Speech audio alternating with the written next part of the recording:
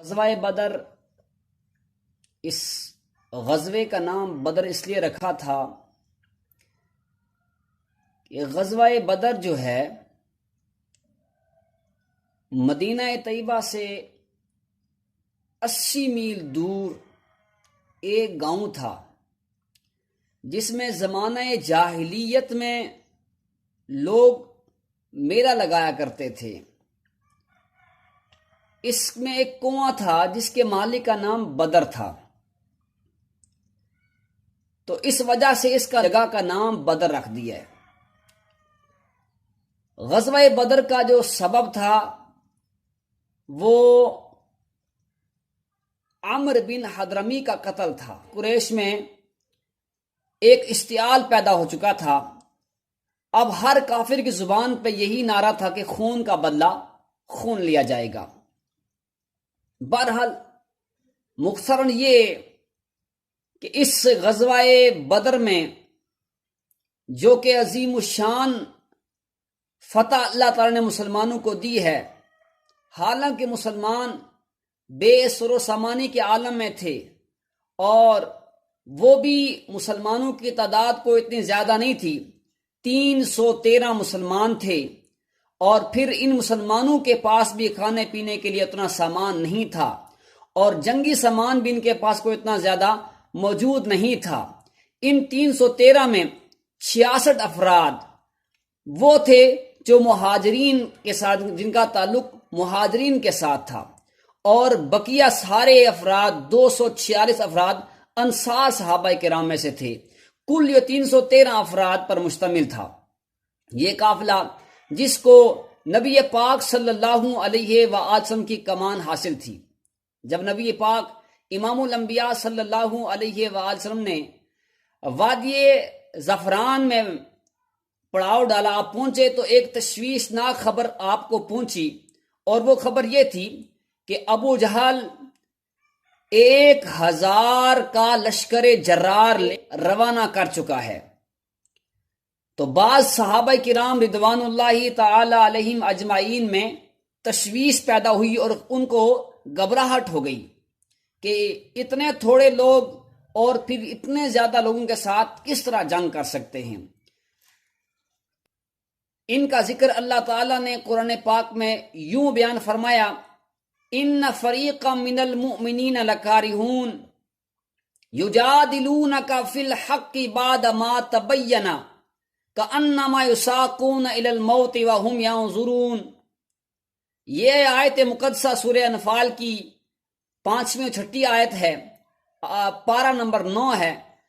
اللہ فرماتا ہے بے شک مومنوں کا ایک گروہ ناخوش ہے اور وہ آپ سے حق بات میں بحث کرتے ہیں،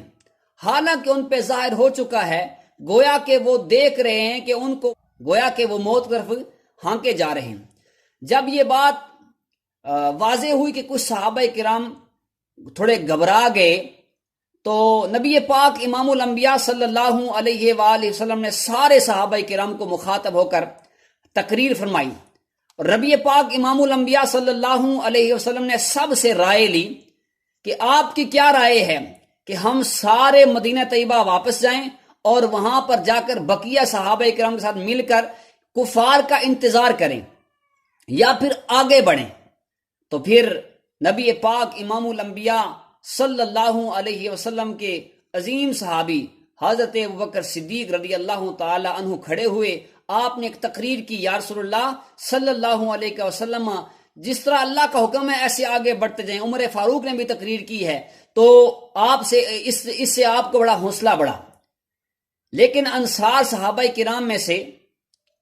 کوئی نہ بولا، کیونکہ انصار صحابہ کرام نے نبی پاک صلی اللہ علیہ وآلہ وسلم نے سے اس بات پر معاہدہ کیا تھا، ایمان لایا تھا کہ اگر کفار قریش مدینہ طیبہ پر حملہ کریں تو ہم اس وقت لڑیں گے، مدینے سے باہر جا کر ہم نہیں لڑیں گے، کیونکہ یہ مدینے سے 80 میل دور یہ علاقہ تھا جہاں پر غزوہ بدر کا واقعہ پیش آیا۔ تو پھر حضرت مقداد بن عمرو رضی اللہ تعالی عنہ کھڑے ہوئے، تو آپ نے ایک حوصلہ افزا تقریر فرمائی اور فرمایا، یا رسول اللہ صلی اللہ علیہ وسلم، آپ کو اللہ رب العالمین کی طرف سے جو اشارہ ملا ہے آپ ویسے کریں، ہم آپ کے ساتھ ہیں، ہم مثل بنی اسرائیل نہیں کہ انہوں نے جناب موسیٰ علیہ الصلوۃ والسلام سے کہہ دیا تھا اے موسیٰ علیہ الصلوۃ والسلام آپ اور آپ کا رب جا کر کفار سے لڑیں، ہم ایسا ہرگز نہیں کریں گے یا رسول اللہ، ہم آپ کا ہر حکم ماننے کے لیے تیار ہیں۔ اور اسی طرح سید الانصار حضرت سعد بن معاذ رضی اللہ تعالی عنہ نے پرخلوص اور جوش والی تقریر فرمائی۔ آپ نے عرض کی یا رسول اللہ صلی اللہ علیہ وسلم ہم آپ پر ایمان لائے ہیں، ہم آپ کے ہر امر کی اطاعت فرمائیں گے۔ یا رسول اللہ صلی اللہ علیہ وسلم اگر آپ ہمیں سمندر میں کود جانے کا حکم دے دیں تو ہم سمندر میں بھی جانے کے لیے تیار ہو جائیں گے۔ جب یہ نبی پاک امام الانبیاء صلی اللہ علیہ وآلہ وسلم نے صحابہ کرام کی، انصار اور مہاجرین کی یہ جوشیلی تقریریں دیکھی تو آپ کا حوصلہ اور بلند ہوا۔ نبی پاک امام الانبیاء صلی اللہ علیہ وسلم نے اس لشکر کو آگے بڑھنے کا حکم دیا۔ اور میرے ناظرین آپ سماعت فرمائیں کہ مسلمانوں کا ایمان یہ ہے کہ 313 افراد ہیں، اور اس کے مد مقابل جماعت بھی آپ سماعت فرمائیں۔ مد مقابل جماعت کا پتہ اس وقت چلا کہ جب کفار قریش کے دو وہ بندے غلام جو پانی پلانے پر معمور تھے، انہوں نے پکڑ لایا، صحابہ کرام نے پکڑا اور نبی پاک کی بارگاہ میں لے کر آئے، اور کفار قریش کے لشکر کا حال ان سے معلوم کیا تو انہوں نے بتایا کہ کفار قریش کا لشکر 10 دن سے مکہ مکرمہ سے رخصت ہو گیا اور وادی بدر میں 1 ہفتہ وہ قیام کریں گے، اور ان کی تعداد 1000 ہے۔ اس لشکر کی خوراک کے لیے روزانہ 9 یا 10 اونٹ کو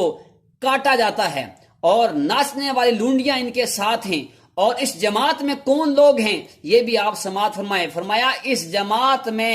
سرداران قریش تھے، جن میں ابو جہل، عتبہ، شیبہ، امیہ بن خلف، عاص بن ہشام، نوفل، حارث، عامر، نضر، حکیم بن حزام، سہل بن عمر، اور اتنے یہ کفار قریش اس لشکر میں موجود تھے۔ لیکن کیونکہ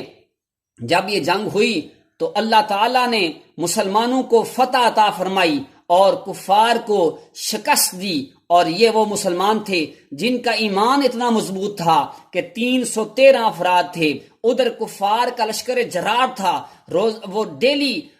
9 سے 10 اونٹ کھایا کرتے تھے، اور ادھر صحابہ کرام روزے سے تھے، ان کے پاس کوئی ہتھیار نہیں تھے، ادھر ہتھیار مسلح فوج تھی، لیکن ایمان جو تھا اللہ تعالیٰ نے اس ایمان کی وجہ سے نبی پاک امام الانبیاء صلی اللہ علیہ وآلہ وسلم کے صحابہ کرام کو فتح عطا فرمائی ہے۔ تو آج بھی مسلمان وہ ایمان، وہ جذبہ جو صحابہ کرام میں تھا اپنے اندر بیدار کر دیں تو انشاءاللہ آج کا مسلمان بھی کفار سے ہار نہیں بلکہ کفار پر یہ غالب رہے گا اور کافر مغلوب رہیں گے۔